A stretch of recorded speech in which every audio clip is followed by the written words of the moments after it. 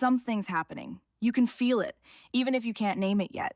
A hum in the air, a current in your feed, flashing images, moods settling in without warning, and the last of your convictions melting between two sponsored posts.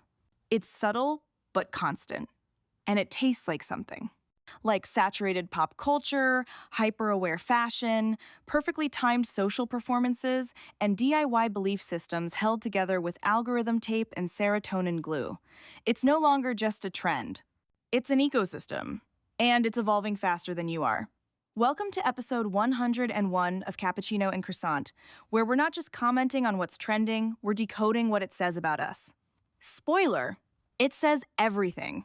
How we dress, how we hope, how we lie, how we dream, how we survive ourselves. We could have called this one How to Keep Existing with Flair While the World is Glitching, but we went with a shorter title. In a time when the news cycle reads like an RSS feed having an identity crisis, younger and not so young generations aren't content just consuming pop culture. They're digesting it, remixing it, hacking it, sabotaging it, turning it into refuge, provocation, and language. What comes out is a wild cocktail of post-colonial cowboys, cosmic sirens, dangerously calculated coquettes, and deranged TikTok prophets. An algorithmic carnival, a parade of shiny armor against the void.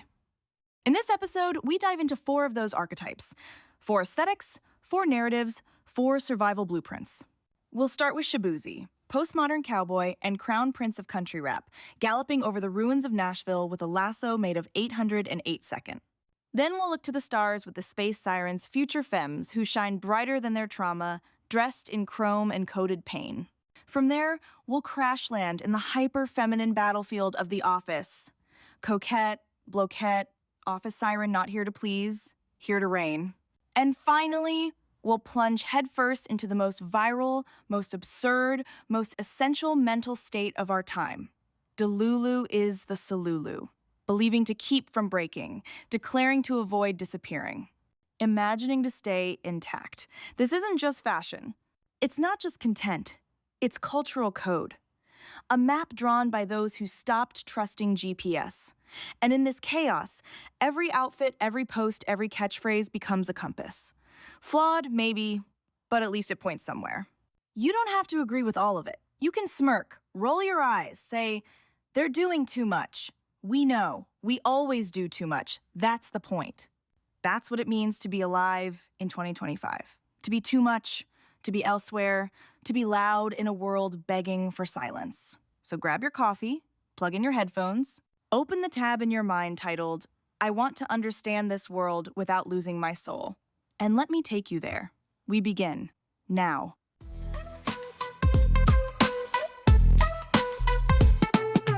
Cappuccino, wake sharp minds, brewed hot, sure bra. No sugar, no filter. Sip, think, repeat, repeat. There's a place where cowboy boots shine brighter than Rolexes, where guitar solos drip over trap beats, and where cowboys sip bourbon from recycled Starbucks cups. That place is 2025, and its sheriff, Shaboozey. If you somehow missed the phenomenon, maybe you were too busy ignoring TikTok or listening to Radiohead archives on loop to reassure yourself of your cultural relevance. Shaboozey is what the industry calls a hybrid, a mutant, a glitch in the Nashville Matrix. Born in the US to Nigerian parents, the artist first flirted with hip-hop before swerving into a country sound that's messy, post-genre, rebellious, and unapologetically viral. Last April, his single, a bar song, Tipsy, bulldozed through the charts with the grace of a rodeo tractor. 19 weeks at #1 on the Billboard Hot 100, tens of millions of streams. And a hype machine fueled equally by nostalgia and the sheer absurdity of what he represents. He's not walking in Lil Nas X's footsteps, he's blazing his own trail in chrome boot cut. But Shaboozey isn't an outlier. He's just the loudest symptom of a broader shift, the emergence of the new Western. This isn't another cowgirl core revival or a TikTok-friendly country rebrand.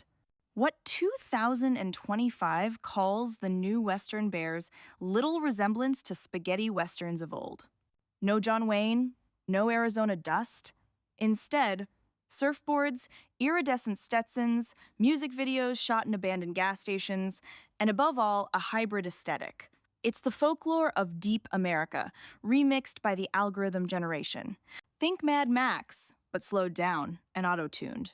Beyoncé naturally fanned the flames of this cultural mutation with Cowboy Carter, an album that honors the black roots of country music while obliterating its racist and sexist cliches with her trademark subtlety. Read none. The album was critically acclaimed, redefining what country could be: theatrical, queer-friendly, black, feminist, and intergalactic.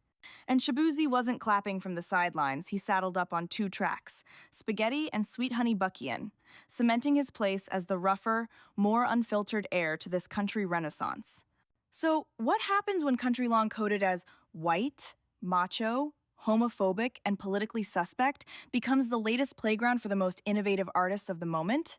You observe, you listen, and you laugh softly, because it's both completely unexpected and deeply inevitable.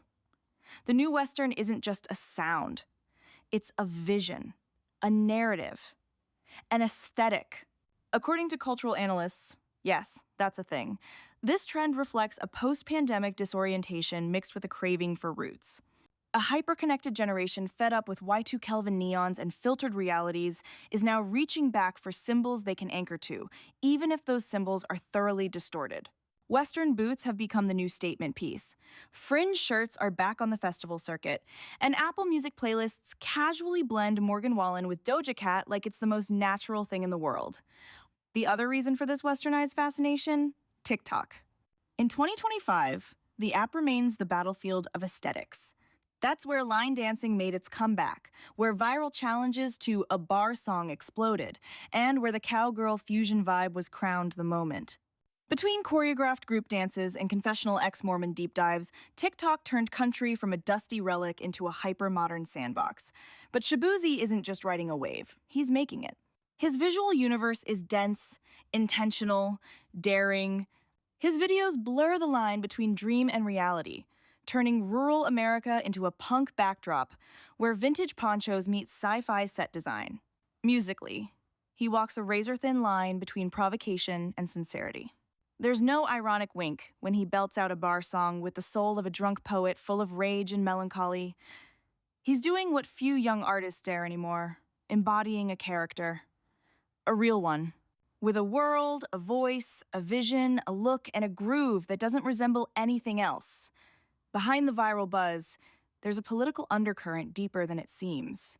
Because yes, country is political, and watching a black, hip-hop-rooted, queer-friendly artist proud of his Nigerian heritage dominate a genre historically controlled by America's conservative, right? That's not neutral. That's subversion, infiltration, deconstruction.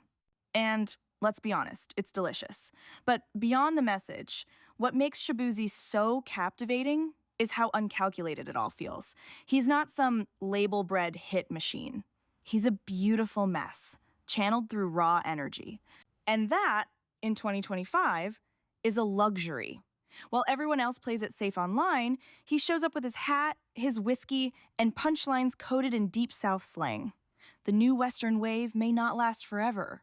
6 months from now, we might be mocking fringe boots and barn film TikToks. But Shaboozey? He's already somewhere else. His next album is on the way. He's stacking live appearances and unexpected collabs. And most importantly, he seems more interested in building a world than just topping charts. So no, country isn't dead. It's been rebooted. And like all great Westerns, the ones who write history aren't the sheriffs, they're the outlaws.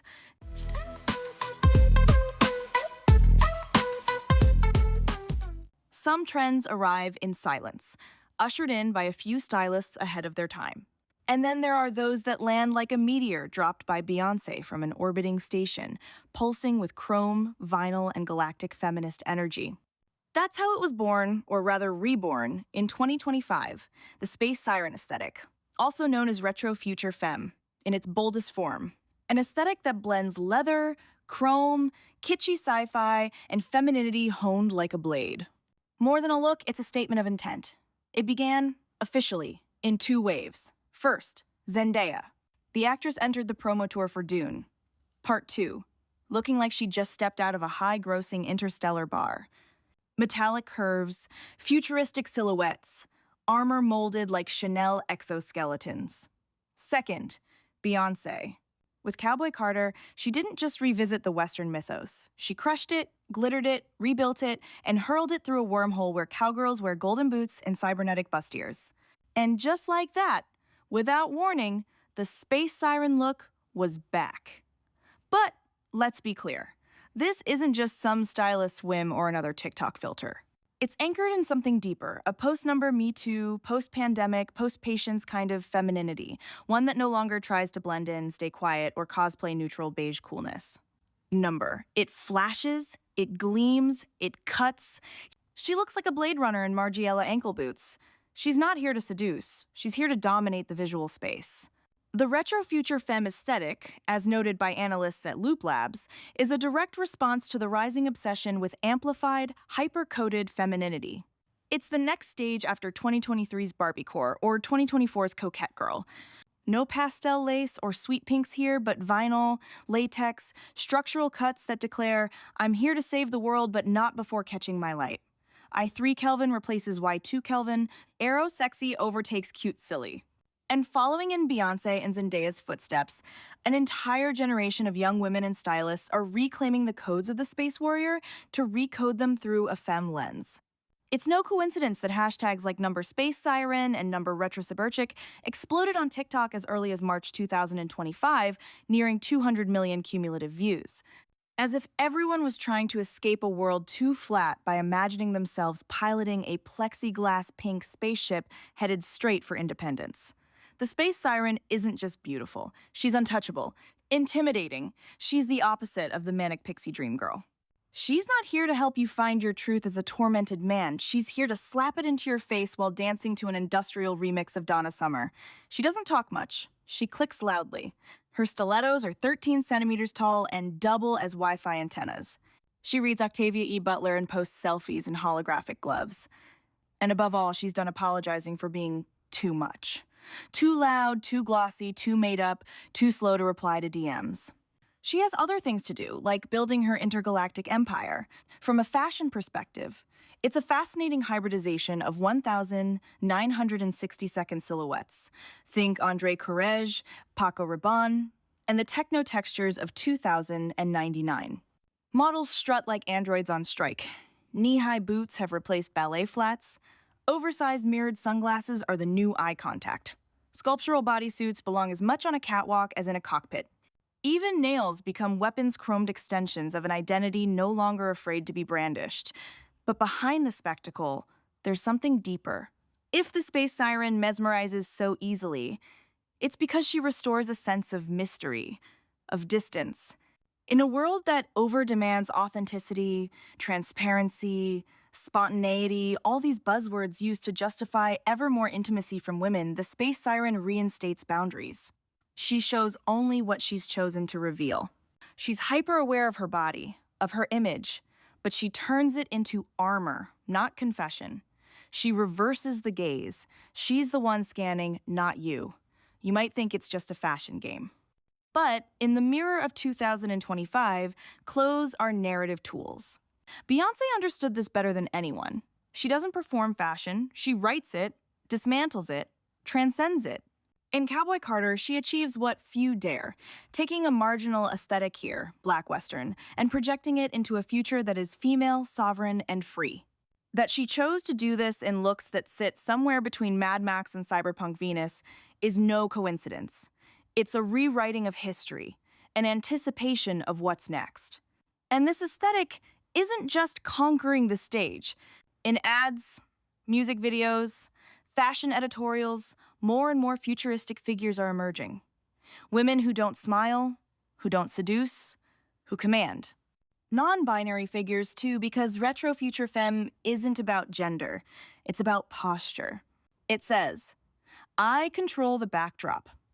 I am my own filter. You want to look at me? Reflect yourself in my visor. Of course, the trend will have its derivatives. In a few months, H&M will be selling casual space jumpsuits for Sunday brunch. TikTok will flood us with tutorials titled How to Look Like a Space Siren When Your Rent is Due and Your Eyebrows Are Uneven, and brands will inevitably try to sanitize it into something sellable. But at its origin, this aesthetic holds a radical charge. It opens a portal, a way to exist outside the usual expectations, outside the usual tags, outside the planet, literally. Fashion is often mocked for its inconsistency. But sometimes, it captures tremors that politics or literature take years to name. And if the Space Siren speaks so loudly right now, it's maybe because she gives language to those no longer willing to apologize for existing in the light, who want to shine, yes, but on their own terms. To be seen, but not vulnerable. To be heard, without screaming. So, no, the Space Siren isn't a utopia. She's a tactic. A battle cry in iridescent latex, a promise of the future disguised in stellar highlighter.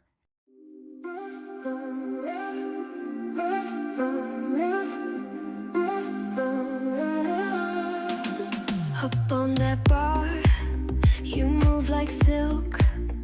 Champagne drips, bodies on the brink.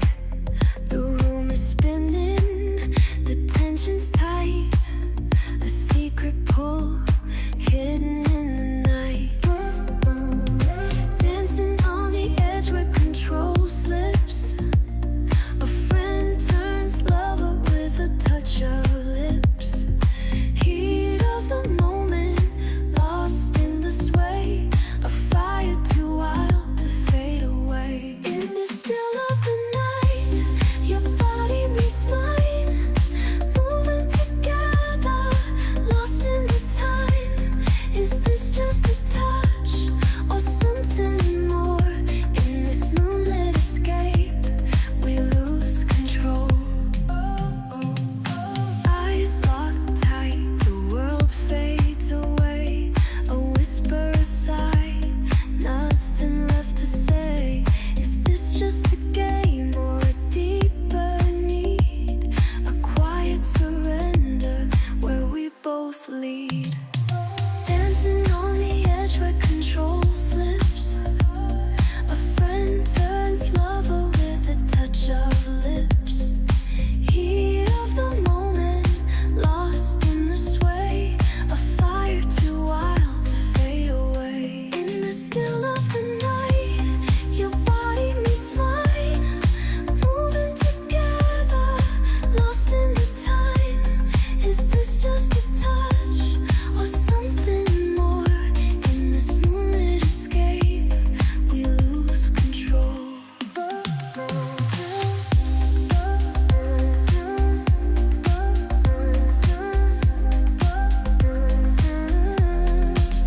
No need for words, it's all understood.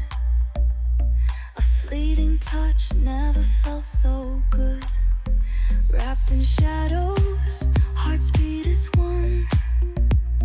A pulse of desire till the rising sun. Still of the night, your body meets mine. Moving together, lost in the time. Is this just a touch or something more? In this moonlit escape, we lose control. We lose control.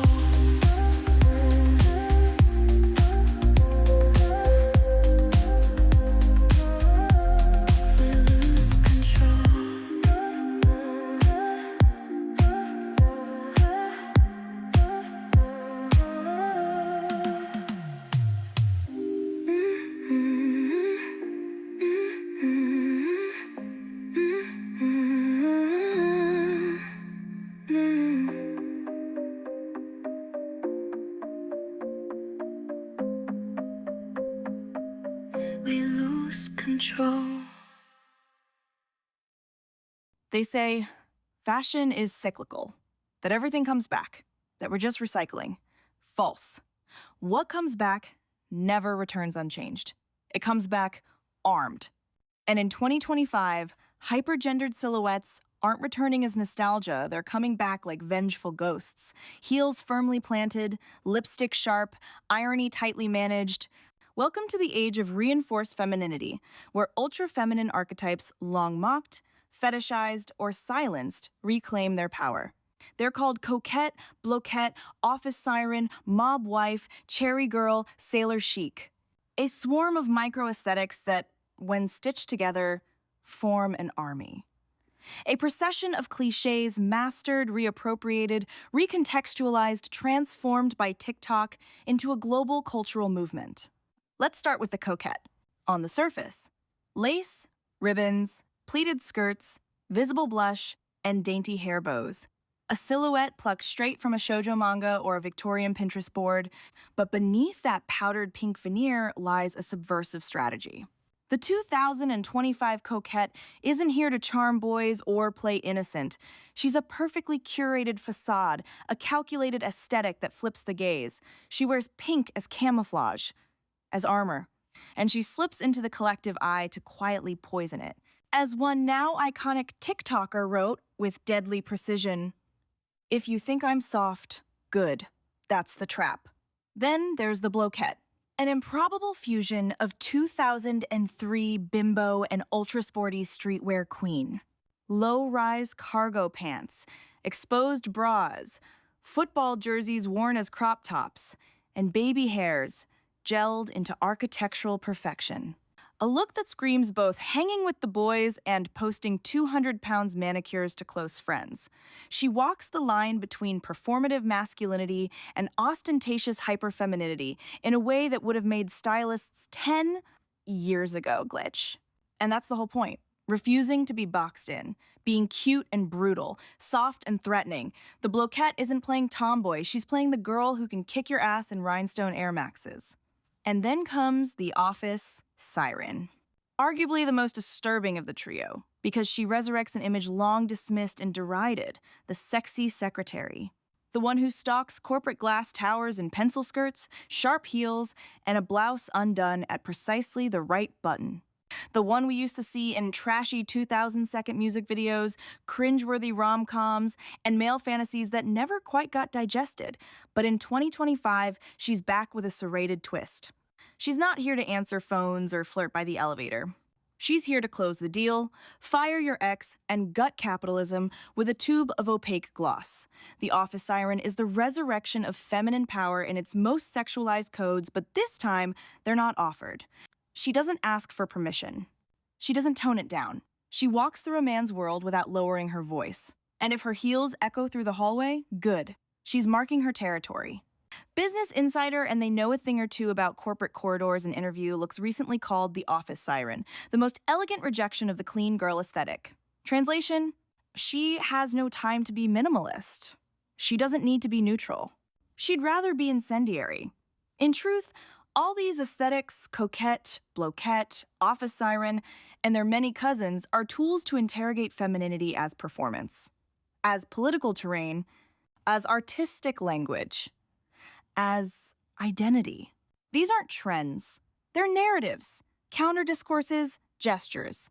American sociologist Hilary Malatino calls it tactical femininity, the use of outward signs of the feminine to flip them against the system. The girls of Instagram already understood this. The girls of TikTok industrialized it. They dress like stereotypes to sabotage them. They flirt with the image without ever being trapped by it. They wear the miniskirt like a manifesto. And if their aesthetics go viral, it's not because they appeal to men, it's because they speak to girls. What's striking about this era's hyperfemininity is how coded it is. Nothing is accidental. Outfits are puzzles. The references pile up. Cult films, Gen Z stars, Y2 Kelvin archives, club culture, teen shows, red carpet glamour.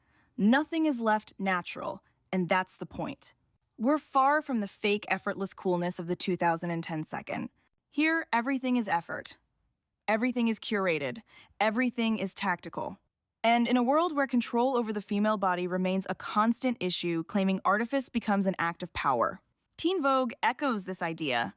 In its 2025 trend report, the outlet notes how these aesthetics become tools for asserting identity in a world that, under the guise of equality, remains norm-driven and punitive. In other words, these looks are survival tactics, symbolic parades, pastel war dances, You could laugh at the explosion of microtrends if they weren't so revealing, of the world's state, of shifting norms, of how an entire generation is rewriting the rules with irony, cynicism, and rhinestones. Coquettes don't want to live in 1820. Office sirens don't dream of working at Deloitte, and Blokettes aren't training to become footballers. They want to blur the lines, create gray zones, appear where no one expects them. So yes, in 2025, femininity is an armor. Sometimes candy pink, sometimes black vinyl, sometimes white leather with seam-back stockings, but always deliberate, always aware of the gaze it attracts and of what it protects.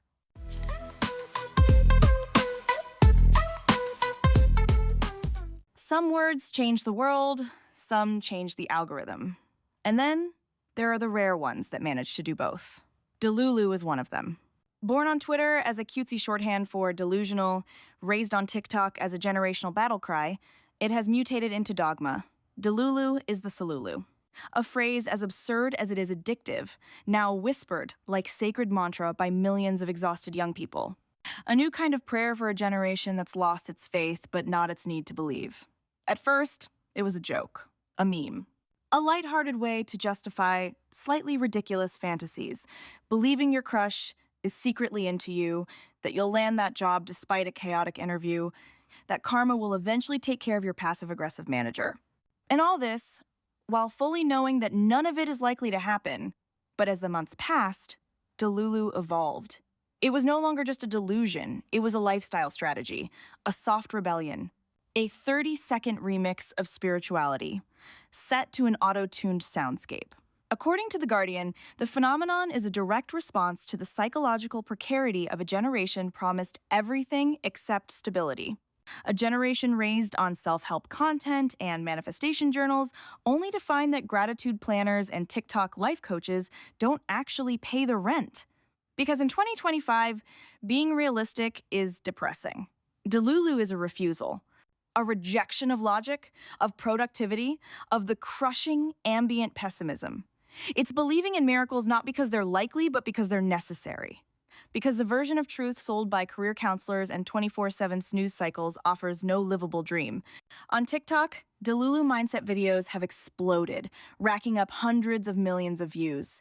You'll see girls repeating, "I already got the job," before even applying. Boys claiming they're in stable relationships with people they've never spoken to. Students proclaiming their degrees are already earned, their bank accounts already full, the universe already working for them. A heady mix of magical thinking, visualization, and fake it till you make it, but with a razor-sharp awareness of its own absurdity. Because Delulu isn't a naive illusion. It's a conscious illusion. One wielded like a weapon. Like the kind of fantasy children invent to survive a brutal world only here. The kids are 22, drowning in student debt, clocking deadlines in sterile open-plan offices. And instead of spiraling into nihilism, they're choosing an extra layer of fantasy. The world doesn't want me? Fine, I'll imagine I own it. Rejection, loneliness, invisibility, I'll spin them into an inner novel where I'm the star, the boss, the main character in Technicolor. The genius of Delulu is that it sidesteps reality altogether. It doesn't try to fix it, it bypasses it. No debates, no evidence, no rationality. It decrees, it prophesies, it auto-invents. It feeds on dreams and on the urgent need to have them. Because what's the alternative? Believing in meritocracy? In the lie that an underpaid contract job and a daily routine of commute, carbs, collapse will fulfill you? The post-pandemic world has crushed belief in the system. So in its place, people believe in themselves even if it's false, especially if it's false. It's no coincidence that the Delulu boom coincides with record burnout rates, collapsing student mental health, and a spike in antidepressant prescriptions. Delulu is a kind of pagan response to a hyper-rational world. A world that demands proof, performance, profitability. Where people used to pray to gods, Zoomers scroll and affirm, "My manifestations are already happening." It's absurd and useful. And if it doesn't work, at least it's aesthetically pleasing. Because make no mistake, Delulu is also an aesthetic, a posture, a vibe. It's believing you're the lead in a dramatic film while eating alone at a late-night kebab joint. It's walking like there's a camera following you. It's buying yourself flowers, snapping selfies in a grim waiting room, and captioning them, vibe check. It's wearing sunglasses indoors. It's turning boredom into comedy, humiliation into lore, failure into a pilot episode. In short, it's surviving through fiction. And the most fascinating part? It works. Not because the universe listens, but because mindset changes behavior. It shifts how we show up, persist, present.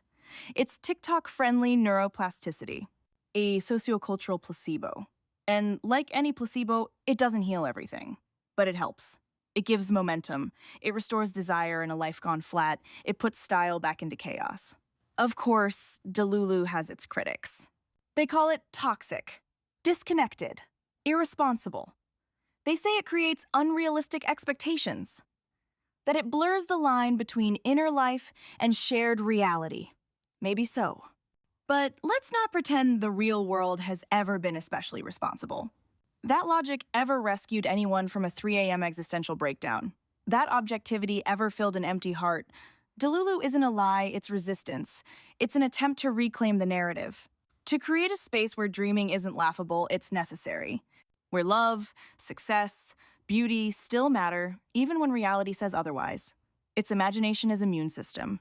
In 2025, traditional religions are fading, but the need to believe hasn't gone anywhere. It's mutating. Going digital, going viral. Becoming performative, community-driven, algorithmic. Instead of prayers, we have affirmations. Instead of priests, influencers. Instead of doctrine, looping sound bites. But underneath, it's still the same thing. A longing for meaning, transcendence, hope. So no, delulu isn't a pathology. It's a culture, a liturgy of the absurd, a faith rewritten in Zoomer syntax. And if it brings a flicker of light to those wandering blind, maybe it really is the Solulu.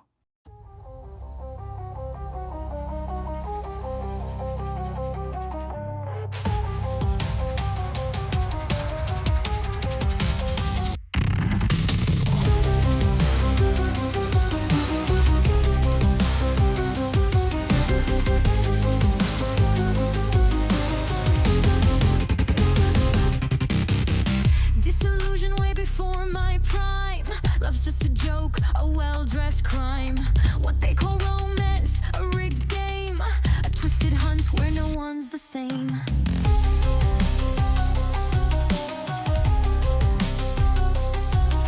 Cynical armor, heart shut tight, dodging love's grip, staying out of sight. It's all a mockery, this universal scam.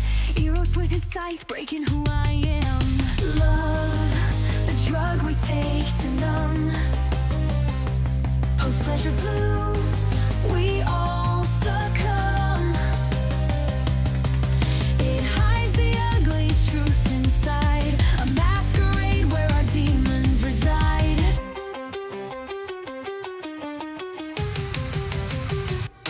Love, trouble, we skate to numb. Post-pleasure blues, we all succumb. It hides the ugly truth inside, a masquerade where our demons reside.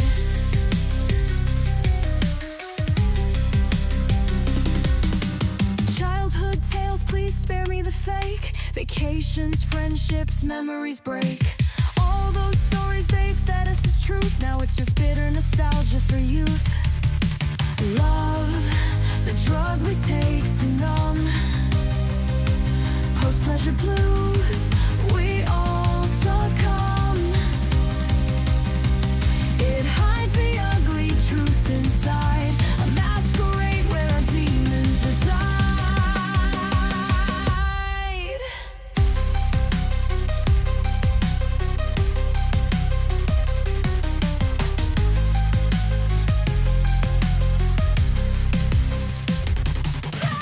Cowboy, let's skate to numb.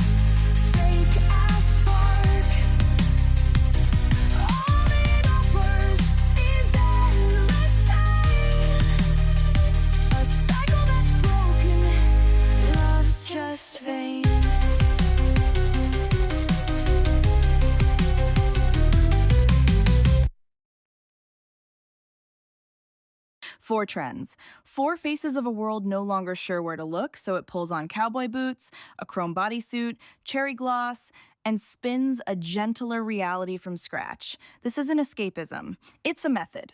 An architecture of style built for survival. Because in 2025, we don't have the luxury of waiting for the world to heal before we start existing. We can't afford to just be ourselves when everything around us pushes for dilution. So we perform. We amplify, we glow, we exaggerate. We wear outfits that say more than our words because sometimes words are exhausting. We become our own storyboard, our own set design, our own religion. Shaboozey brought black cowboys back to the charts, turning dive bars into temples and cowboy boots into banners. The Space Sirens reclaim the galaxy one stiletto at a time, wrapped in metallic bodysuits and lucid cyborg gazes. The Coquettes, Blokettes, and office sirens shatter the patriarchal shop window just to snap selfies inside the wreckage. And the delulus? They realized reality, left unchecked, isn't always a safe space, so they rewrote it. This isn't just fashion. It's not just content. It's code. It's high-resolution mythology. These are the new archetypes: glitched, post-ironic, hyper-connected. These are the blueprints of a generation refusing to vanish. Refusing to be reduced to a function, a job title, a failure, or a feed. We call it pop culture loudly, humbly. But if we were being honest, we might call it something else. Poetry in 4 Kelvin. So if these stories hit home, if these faces feel familiar, if you see yourself in the coder cowgirl, the intern in a latex skirt, or the girl whispering "this has to work" while staring at the ceiling, know this: you're not alone. And you're not crazy. You're in the moment. You're in the glitch. You're in the alive. And if you want to keep navigating these liminal zones with me, you know where to find me. The Cappuccino and Croissant podcast drops every week, decoding, questioning, fanning the embers of this cultural wildfire. But that's just the surface. There's my music too, Glitch. My latest album is out on every streaming platform. It's the same universe, but in synths, soft rage, and hooks no one asked you to like. There are my book sci-fi short stories, psychological thrillers, essays, fables, words for those who don't quite fit anywhere but still want to understand everything. Even the void. There's my site, my socials, my videos, my lives. It's not a brand. It's a space. A refuge for those who feel too much, think too loud, and refuse to tone it down. So if you want to explore all of that, dive in. No irony this time. The link's in the bio. Or maybe in your gut. I'll see you soon. In your headphones. In your books. In your thoughts. And maybe, just maybe, in your own glitch. Until then, take care. Cappuccino, white crock, mines, brewed hot, served raw. No sugar, no filter, sip, think, repeat.